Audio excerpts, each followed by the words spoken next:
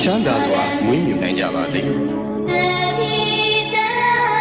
တက်ရှိကြမှာဘူတ္တဝါပေါင်းဝင်တဲ့ထွက်တဲ့ရှိကြကုန်သောတ attva ပေါင်းအလုံးစုံသောတ attva ပေါင်းပုဂ္ဂိုလ်အပေါင်းရှင်ကံနှစ်ပါးရှိကြကုန်သောတ attva ပေါင်းအမျိုးသမီးအပေါင်းအမျိုးသားအပေါင်းအရိယာသူတော်စင်အပေါင်းအရိယာမဖြစ်သေးကုန်သောပုဂ္ဂိုလ်အပေါင်းနတ်ဓမ္မအပေါင်းလူသားအပေါင်းအပေပုံသားအပေါင်း